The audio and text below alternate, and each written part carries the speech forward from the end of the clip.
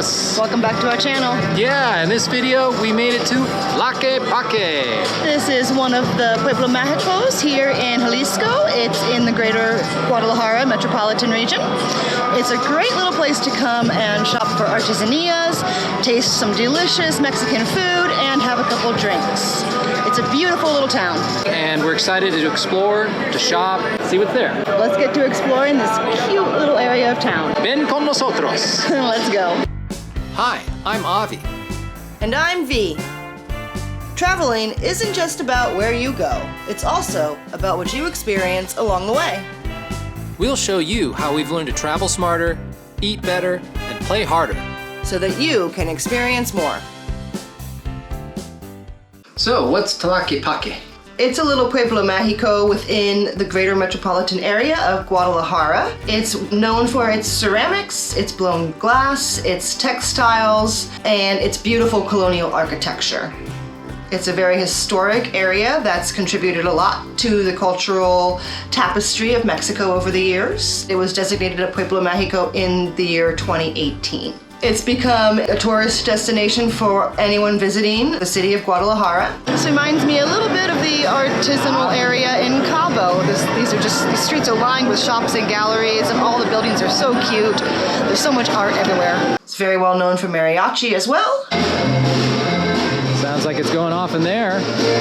If you are looking to bring home some beautiful, traditional, handmade, artistic things from Mexico itself, it is a great place to go. It's also filled with a lot of restaurants and bars and taco shops, so it's a trendy place to go and eat as well. Some of these restaurants in there look really interesting. Yeah. Like with like the interior decorating and whatnot. It looks kind of cool. Yeah, this is a very artsy little town, and like at least in the center here, every inch of it is reflecting that. Very cute. Yeah. I totally see why people want to come here and check it out. It's a vibrant area full of walkable streets, boutiques, and galleries. There's street performers. It's got a beautiful square that is full of trees and grassy areas, lots of benches. It's a great place to come and hang out and take in some of the sights and sounds of the area. We're in the centro here. There's a lot of art. Looks like a pretty old centro and like an old church that's getting worked on. And cool stuff.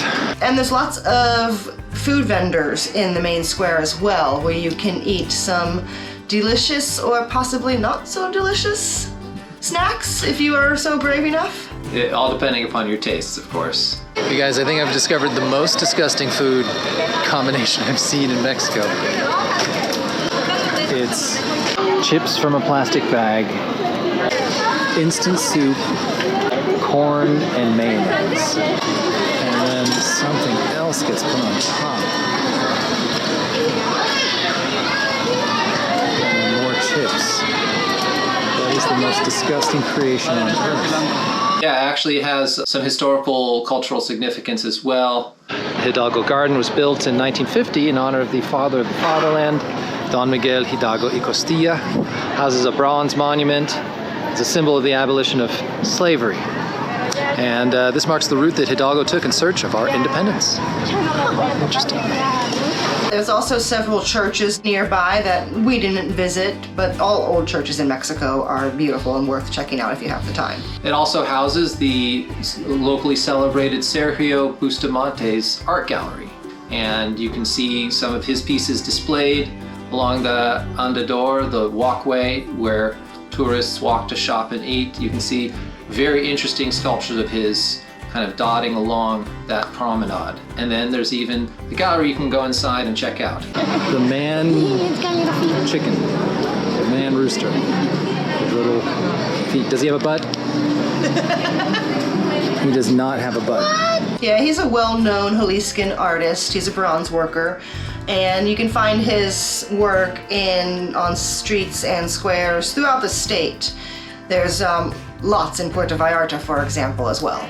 Or many of them have butt cheeks. See this? It's good. They need support. Support yourself.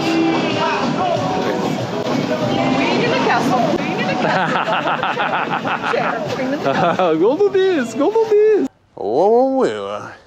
King in the castle. King in the castle. Have a chair, I have a chair.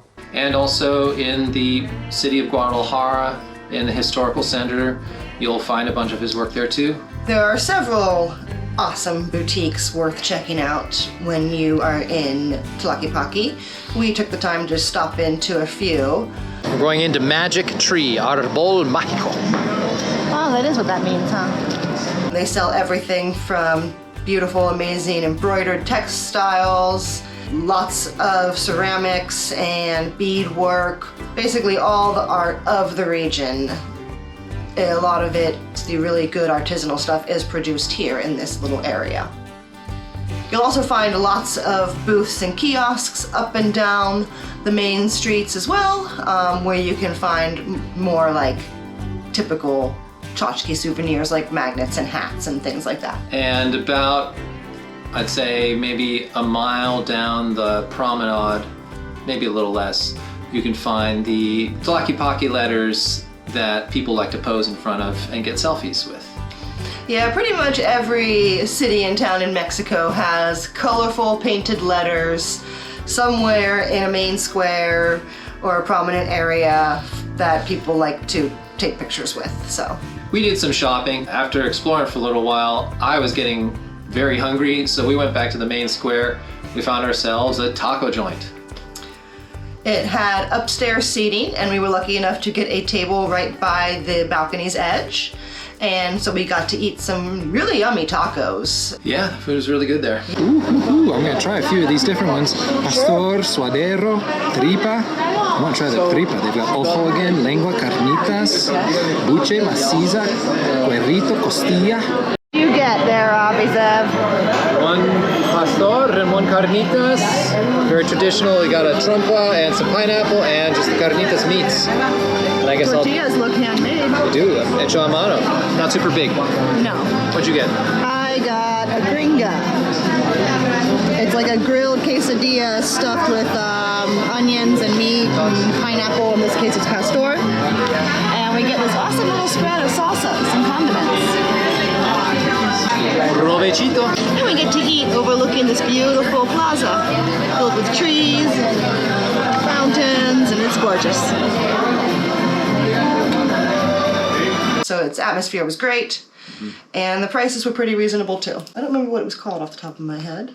That had been Taco Alegre. I think that was it, yeah, Taco Alegre. So if you're there, check that place out, it's worth it. There's also several higher-end boutique restaurants that you can visit in the area as well, but we just had some tacos ourselves.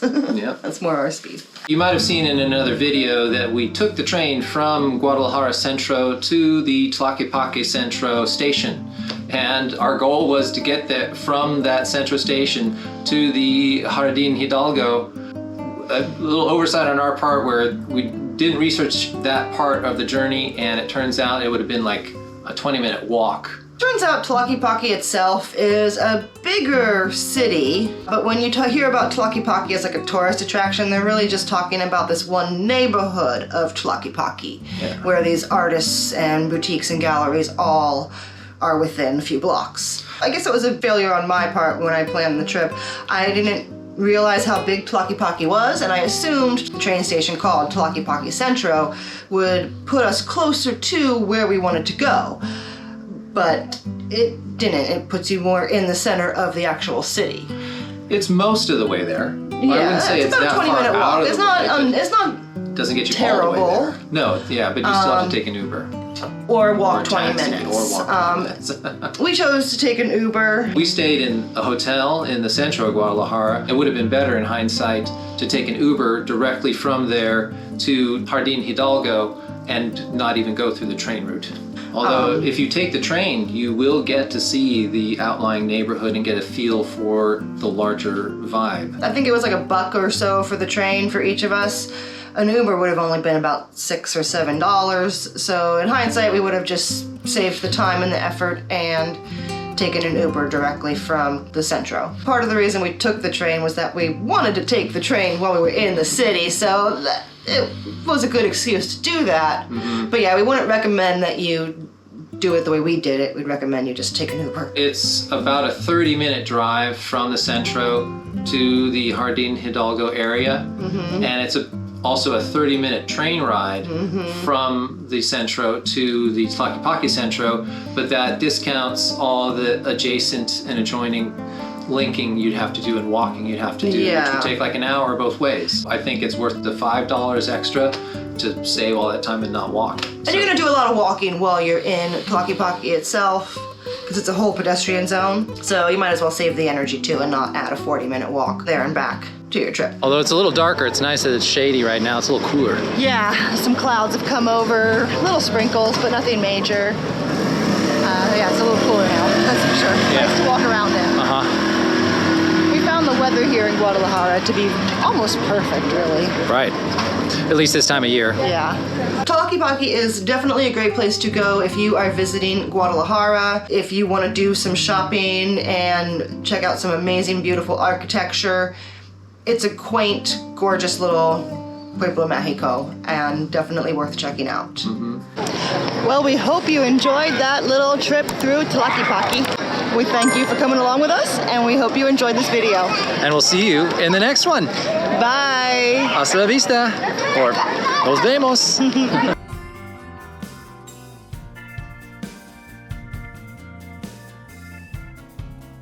Very cheesy. Like my husband's jokes. Anything else you want to say?